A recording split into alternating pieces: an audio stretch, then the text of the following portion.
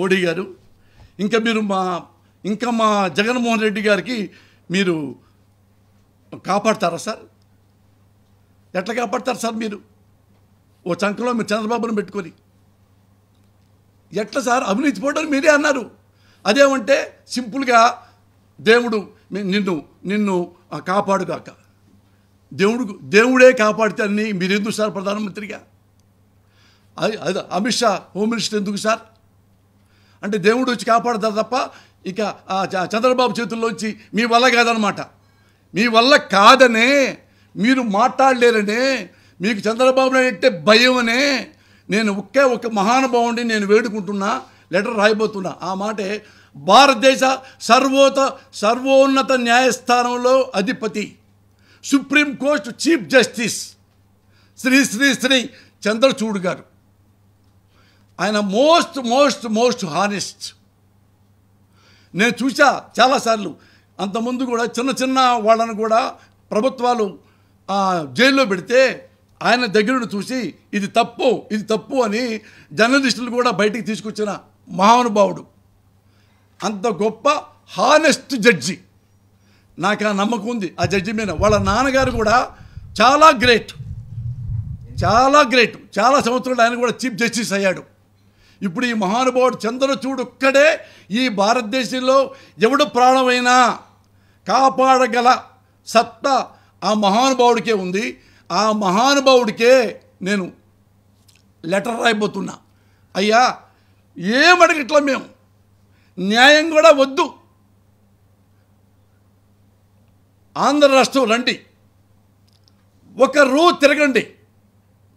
మా ముఖ్యమంత్రి పరిస్థితి ఎలా ఉందో, చంద్రబాబు నాయుడికి అహంకారం ఎలా ఉందో, లెక్కలేనితనం ఎలా ఉందో ఒకసారి మీరు చూడండి. మీరు మా ముఖ్యమంత్రి గారిని కాపాడండి. అదే నేను మీకు రాయబోతున్న లెటర్. ఈయన ఉన్నాడు మన భారతదేశంలో, ఇంకా న్యాయం ఉందంటానికి చంద్రచూడ్ గారే నిదర్శనం. ఆయన ఒక్కడే మా జగన్ గారిని కాపాడుతాడని నమ్మకం ఉంది. అందుకే ఆయనే రిక్వెస్ట్ చేస్తున్నా, సార్ నాకైనా అపార్ట్మెంట్ ఇవ్వండి, లేదా ముందుగా లెటర్ రాస్తున్నాను, మా జగన్ బాబుని కాపాడండి అని. గ్యారంటీగా ఎంత లేట్ అయితే మాకంత ప్రమాదం. ఎనీ టైం 24 గంటల్లో కూడా చంద్రబాబు నాయుడు గారు ఎలా చంపాలి, ఇది మిస్ అయింది, ఎలా చంపాలి, ఇది మిస్ అయింది, ఎలా చంపాలి, ఇది మిస్ అయింది, ఇది మిస్ అవ్వకుండా ఎలా చంపాలి జగన్మోహన్ రెడ్డిని అదే ఆలోచిస్తూ కూర్చున్నాడు. అర్థమైందా?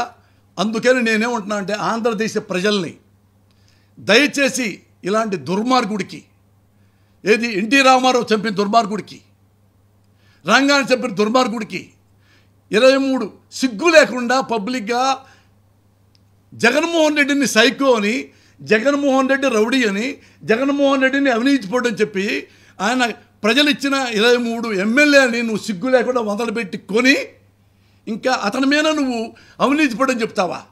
పబ్లిక్గా దండలు బేరేసి. అలాంటి వాడు గుర్తుపెట్టుకున్నమ్మా ప్రజలు, ముఖ్యంగా పేద ప్రజలు. మీరు అతను ఏవైనా చేస్తాడు. ఏది హైదరాబాద్లో కనుక ఇది ఇట్లాంటి వాడే, చంద్రబాబు లాంటి వాడే ఒక డైలాగ్ చెప్పాడు, హైదరాబాదులో అన్నీ ఉన్నాయి, రైలు మార్గం ఉంది, బస్సు మార్గం ఉంది, విమాన మార్గం ఉంది, సముద్ర మార్గం లేదు. అందుకని నాకు ఓటేస్తే హైదరాబాద్కి సముద్రాన్ని తీసుకొస్తా. సముద్రాన్ని ఎలా తీసుకొస్తావురా నువ్వు అంటే, ఏమయ్యా 1947లో మనకి స్వతంత్రం లేదు, స్వతంత్రం తెచ్చుకోలేదా, అలాగే సముద్రాన్ని తెచ్చుకుంటా అన్నంత దుర్మార్గుడు నారా చంద్రబాబు నాయుడు. గుర్తుపెట్టుకో, ఏ ఒక్క హామీలు నమ్మొద్దమ్మా. మీరు జీవితకాలం సంతోషంగా ప్రశాంతంగా మీ ఇంటికే డైరెక్ట్గా మళ్ళా ఆడపడుచులు వాలంటీర్ల పేర, అన్నదమ్ములు మీ మనవళ్ళు వాలంటీర్స్ పేర మీ ఇంటికే వచ్చి మీ ఇంటికే డబ్బులు ఇస్తారు. మీరు జగన్మోహన్ రెడ్డి గారికే ఓటు వేయండి. ఆయన గెలిస్తేనే మీ జీవితాలు బాగుపడతాయి. అబోవ్ ఆల్ ముస్లిం సోదరులకు చెప్తున్నా, ముస్లిం సోదరులారా, నేను ఈ కులాల గురించి మతాల గురించి మీకు చెప్పదలుచుకోవాలా. భారతదేశం మొత్తం చూస్తున్నారు. ది గ్రేట్ చంద్రబాబు నాయుడు గురించి మొత్తం చూస్తున్నాడు. చంద్రబాబు నాయుడు మీ ముస్లిం సోదరులు ఎంతమంది ఎన్నిసార్లు మోసం చేశాడో మీరు గుర్తుంచుకోండి. చిన్న ఎగ్జాంపుల్ చెప్తా. ఆయన మీ మసీదుకి వచ్చాడు, మీ అందరిని కూర్చోబెట్టాడు. అల్లా సాక్షిగా చెప్తున్నా, నేను జీవితంలో బీజేపీతో కలవను అంటే మీ క్లాప్స్ కొట్టి అతను గెలిపించాడు. మళ్ళా సెకండ్ టైం మళ్ళా బీజేపీతో కలిశాడు, ఓడిపోయాడు. మళ్ళా వచ్చాడు అదే మసీద్కి. మసీదు అల్లా సాక్షిగా చెప్తున్నాను, తప్పైపోయింది, మళ్ళా వద్దనుకొని కూడా మళ్ళా బీజేపీతో కలిశాను, ఏదో రాష్ట్ర ప్రయోజనాల కొరకు అనుకొని. కానీ వాళ్ళ దొంగలు, మతోన్మాదులు, ఈసారి నుంచి అసలు నేను బీజేపీ ముఖమే చూడను అని. అయినా మళ్ళా పాపం ఆయన ఓట్లేశారు ముస్లిం సోదరులు. ఇప్పుడు మళ్ళీ డైరెక్ట్గా వెళ్ళిపోయి వాళ్ళ కాళ్ళ దగ్గర పడిపోయి మళ్ళీ పొత్తు పెట్టాడు. ఇలాంటి దుర్మార్గుడిని మీరు నమ్ముతారా? వాడు గుర్తుపెట్టుకోండి, ఈ ఆంధ్రదేశంలో ఎన్ని మసీదులు ఉన్నాయి, ఎన్నో దర్గాలు ఉన్నాయి. ఇతనే ఏం చేస్తాడు చెప్పంటారా? ఇప్పుడు ఎందుకంటే ఏ పొత్తులో ఉన్నాడు తెలుసుగా మీకు, ఏ పొత్తులో ఉన్నాడో. అతను ఎలాంటి వాడంటే చివరికి మీ మసీదు ఉందనుకోండి, ఆ మసీదు కింద 500 ఏళ్ల కిందట ఏ దేవుడు ఉన్నాడంట, ఆ మసీదు తీసేయండి అన్నా అనగలడు. అతనికి మనుషులంటే అసలు విలువే లేదు, దేవుళ్ళంటే గౌరవమే లేదు, పూజనీయ భావం లేదు. దయచేసి ప్రజలందరినీ ఆత్మబంధువులుగా భావించే జగన్మోహన్ రెడ్డి గారిని మీరు నమ్మండి, మీరు ఆదరించండి. అదే ఒకటి నేను చెప్పదలుచుకున్నాను మీకు. ప్రతి యుగానికి ఒక రాక్షసుడు ఉంటాడు. హిరణ్యకశిపుడు, హిరణ్యాక్షుడు, మరొకడు ఉంటాడు. ఈ యుగానికి మనకి నారా చంద్రబాబు నాయుడు పుట్టాడు. ఎంత మోసం అంటే ఇతను ఇట్లా ఒక పేజీ తిప్పాడు, దాని మీద 3 బొమ్మలు వేసాడు. నరేంద్ర మోడీ హానెస్ట్ ఫెలో కదా, బొమ్మ వేసాడు. ఇప్పుడు కాదు, అప్పుడు నాకు తెలుసు, అప్పుడు వేశాడు. పాపం మోడీ గారు హానెస్ట్ కాబట్టి జనం నమ్ముతారు. ఆ తర్వాత పవన్ కళ్యాణ్ కొత్తగా రాజకీయాల్లోకి వచ్చాడు కాబట్టి 2014లో ఫ్రెష్ అయ్యి కాబట్టి ఇంకా అతనికి కాపులు ఓట్లేస్తారని, సినిమా క్రేజ్ ఉందని అతన్ని పెట్టుకున్నాడు. లేకపోతే పెట్టుకుంటాడు, ఎందుకు పెట్టడం. తర్వాత ఈ ముగ్గురు వేసుకొని 600 పైచిలకు హామీలు మీకు ఇచ్చాడు. ఈ 600 హామీలు మీకు నెరవేరుస్తానమ్మా, రుణమాఫీ చేస్తానమ్మా, నిరుద్యోగ డబ్బులు ఇస్తానమ్మా, ఇంకోటి ఇస్తానమ్మా, మీరు మొత్తం చదవండి అమ్మా, ఇంకా టైం ఉంది, ఎలక్షన్ టైం ఉంది, ఇంకా ఓటింగ్ టైం ఉంది. ఈ పేదల్లో చదువుకున్న పిల్లలుగా ఉన్నారు కదా, ఇప్పుడు నాడు నేడుకి వెళ్తున్నారు కదా, ఆ పిల్లల్ని ఇంట్లో కూర్చోబెట్టుకోండి. నారా చంద్రబాబు నాయుడు 2014 ఉంది కదా మేనిఫెస్టో, ఆ హామీల పత్రం, దాన్ని చదివించుకోండి. 1, 2, 3 చదివించుకోండి పిల్లలతో, ఒక్కొక్క లెక్కేసుకుంటే వెళ్ళండి. ఆ 600లో ఒక్క హామీ అయినా మీకు ఇస్తే నేను మిమ్మల్ని అడగను, ఇక పలానాడికి ఓటేయమని అడగను, ఒక్కటి కూడా వేయలా. దానికి ఎగ్జాంపుల్ చెప్పమంటారా? సాక్ష్యం నిజం చెప్పమంటారా? ఇప్పుడు అన్యాయంగా అడ్డదారుల్లో జగన్ని చంపలేకపోయాడు, ఎందుకైనా బెటర్ అని చెప్పి మళ్ళీ కొత్త హామీలతో వచ్చాడు. బస్సులో ఫ్రీ అంట. అమ్మా, మీరు ఇంట్లో పనులు గిల్లు మానేసేసి బస్సు ఫ్రీకి ఇచ్చాడని బస్సులో తిరుగుతుంటారా? బస్సులోకి తిరుగుతుంటారమ్మా మీరు? స్నానం చేసి మంచి బట్టలు కట్టుకొని ఏ తమ్ముళ్ళు అమ్మాలను పంపిస్తారా? బస్సుకి తిరిగిరా? దేనికి బస్సుకి తిరగాలి? ఎప్పుడో దేవుడి దగ్గరికి వెళ్తావు. ఒక్కసారి జగన్మోహన్ రెడ్డి ఇస్తున్నాడుగా మీకు 15,000 అమ్మఒడి, నాడు నేడు చేస్తున్నాడుగా, మీ ఇంటి పెన్షన్ వస్తుందిగా. 100 రూపాయలు పెడితే బస్సు ఎక్కుతావు, 10 రూపాయలు పెడితే బస్సు ఎక్కుతావు. దానికి పెద్ద హామీ అంట. దాని హామీ అమ్మా, బస్సు ఎక్కితే 10 ఏళ్ళు ఆయుష్ పెరుగుద్దా మీకు? మీ జీవన ప్రమాణాలు పెరుగుతాయా? మీ ఇంట్లో 2 పూట్ల అన్నం కడుపు నిండుద్దా?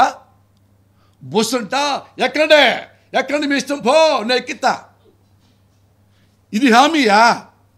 అది మీరు నమ్ముతారా? దొంగ ఒక్కటి కూడా మీకు చెయ్యడు. పొరపాటున ఓటేసి సీఎం అయ్యాడు అనుకో, ఇప్పుడు ఇచ్చారు, ఇప్పుడు దాకా జగన్బాబు మీకు ఇచ్చాడే ఇళ్ళు స్థలాలు, అవన్నీ తీసుకుంటాడు వెనక్కి, మీకు డౌటే లేదు. మీ మొత్తం వెనక్కి తీసుకుంటారు. మీకు పెన్షన్ ఎలా, ఎందుకు ఇవ్వాలి అని మొత్తం లాగేసుకుంటాడు. నాడు నేడు మీ పిల్లలు, మా పిల్లలతో పాటు మీ పిల్లలు కూడా ఇంగ్లీష్ చదువుతారా? నా దేవాంశ ఇంగ్లీష్ చదువుతాడు, నా మనవడు. మీ పిల్లలు ఎందుకు ఇంగ్లీష్ చదవాలి? తేడా ఉండద్దు అన్నాడు కదా. ఎస్సీలో పుట్టాలు ఎవరు కోరుకుంటారు అంటే, ఎస్సీలు అంటే ఎవరు? మాదిగ సోదరులు, మాలాళ్ళు, మాదిగాళ్ళు, ఈ కులంలో పుట్టాలని ఎవరు కోరుకుంటారా? మా కమ్మ లాంటి పెద్ద కులంలో పుట్టాలని కోరుకుంటారు కానీ అని వాగిన దుర్మార్గుడు మీకు న్యాయం చేస్తాడా? మీకు బుసెక్కిస్తాడా? ఇంకనే విమానం ఎక్కి వారం వారం అమెరికా చూపిస్తారు అందులో.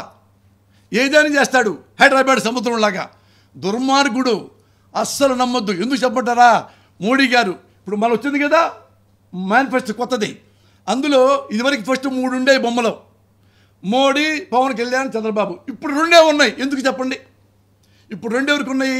పవన్ కళ్యాణ్ గతి లేదు, అక్కడే ఉంటాడు, అందుకే ఆయన ఫోటో. చంద్రబాబు నాయుడు అతనిదే, వాళ్ళు ఇద్దరే పెట్టుకున్నారు ఇప్పుడు అన్నదమ్ముల్లాగా పక్క పక్క.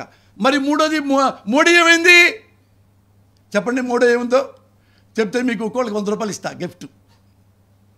నేనే చెప్తాను మీకు. మీరు అమాయకులు, మీకు అన్నీ తెలియవు కదా, పేపర్ చదవలేరు కదా, అందుకని నేను చెబుతున్నానమ్మా. ప్రమాణ సాక్షిగా నేను మీకు ఎప్పుడూ నిజాలే చెప్తా.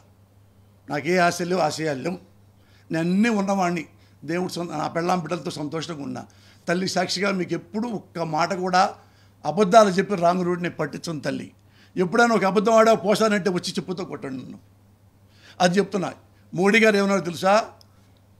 వచ్చే మేనిఫెస్టోలో నా బొమ్మ తీసేయమనో. ఆ దుర్మార్గుడు అన్ని రకాలు చెప్తాడు. చంద్రమండలంలో కూడా పంపిస్తారంటాడు. అలవి కాని హామీలు మొత్తం పెడతాడు. మీరు ఉన్నారు కదా ఇక్కడ, మీకు ఓ పని చేస్తానమ్మా, ఒక్కొక్క ఊరికి ఒక్కొక్క విమానం కొని పెడతా అని తిరుగుతూ ఉండండి అని కూడా చెప్తాడు. అందుకని ఈ దుర్మార్గుడి గురించి నాకు వద్దు.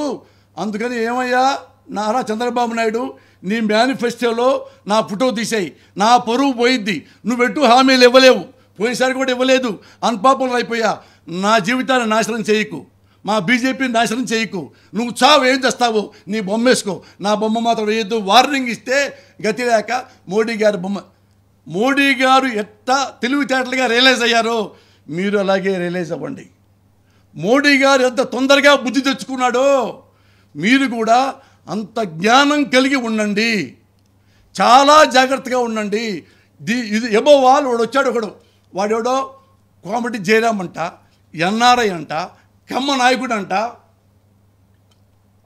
వాడు టీవీలో ఏమన్నాడు తెలుసా అమ్మా? ఈ పేదాళ్ళు ఎదవలు వాడికే ఓటేస్తారు. వాళ్ళని డబ్బులతో కొనాలి పేదోళ్ళని. ఒక 5 ఇళ్ళని 2 లక్షలు 3 లక్షలు వాడు మొఖాన్ని కొట్టేస్తే మనకే ఓట్లేస్తారు. అంటే వాడికి ఎంత చీప్ ఒపీనియన్ అమ్మా పేదల పట్ల. ఈ పేదలకి నీతి లేదా? ఈ పేదలకి నిజాయితీ లేదా? నాడు నేడు ఇన్ని పథకాలు పొంది జగన్ గారు ఇస్తుంటే ఇన్ని పథకాలు పొందిన తర్వాత కూడా చంద్రబాబుకు ఓటేయాలా? లంచం ఇస్తాడా? అమ్మా వాడు ఎప్పుడన్నా మీరు కనపడితే వాడిని చెప్పుతో కొట్టండి అమ్మా. మా పేదాళ్ళను కొంటావురా రాస్కెల్ అనండి అమ్మా. గుర్తుపెట్టుకోండి, ఈ 20 రోజుల పాటు మీ ఇళ్ళ చుట్టూతా మన నాడు వెళ్ళి పిల్లలతో సహా మొత్తం కర్రలు పట్టుకొని రాత్రింబగళ్ళు ఈ 20 రోజులు కాపలా కాయండి. ఎవడటకుండా వచ్చి డబ్బుల మూట తీసుకొస్తే కర్రలతో ఉతికి పారేసి చొక్కాలు పట్టుకొని పోలీస్ స్టేషన్లకు అప్పచెప్పండి. ఏ ఒక్కరిని కూడా రానివ్వకండి. ఎన్ఆర్ఐ అనేవాడిని రానివ్వకండి.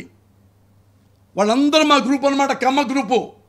ఒక్కొక్కడు వాళ్ళు ఏంటంటే పేదవాళ్ళు అంటే ఎస్సీలన్నా ఎస్టీలన్నా బీసీలన్నా వాళ్ళకి చీప్ అన్నమాట. వీళ్ళు పేదవాళ్ళకి పుట్టారా? మన ఇంటి ముందు రావడానికి కూడా అడుగుతున్నారు వీళ్ళకి, పేదవాళ్ళకి అంత చీప్ ఒపీనియను. మా గ్రూపులో కొంతమందికి, మా కమ్మాళ్ళలో కొంతమందికి, అందరు కాదు పాపం, చాలామంది మంచి కమ్మాస్ కూడా ఉన్నారు ఈ రాజకీయాల్లో ముఖ్యంగా. అయితే వాడు అమెరికాలో ఉండి డజన్ల మంది 1000 కోట్లు తీసుకురావటం ఏంటి? జనాన్ని ప్రేమించే దమ్ము లేక, జనాలను తను ప్రేమించలేకపోతే డబ్బులతో రాంగ్ రూట్లో పేదలను కొంటానంటమ్మా. పేదల్ని అంటే మీరే పాపం. ఏ ఒక్కడొచ్చి 1000 కాదు 1,00,000 ఇచ్చినా కానీ చెప్పుతో కొడితే నువ్వు మహాతల్లివి. కనకదుర్గ గుడిలో కనకదుర్గమ్మ ఎంత గొప్పదో అంత గొప్పవాళ్ళు మీరు. ఏ ఒక్కడు కూడా అమ్ముడు పోవద్దు అని అమ్ముడు పారు మీరు. వాడు వస్తే చెప్పుకు పేడ రాసి కొట్టండి ఒక్కొక్కరిని. అదొక్కటే 20 రోజులు కనుక మిమ్మల్ని మీరు కాపాడుకుంటే, వాడిని ఇళ్ల మధ్య రాకుండా ఉంటే, మళ్ళీ జగన్మోహన్ రెడ్డి గారు ముఖ్యమంత్రి అవుతాడు. ఇంతకంటే గొప్పగా మీకు సేవ చేస్తాడు.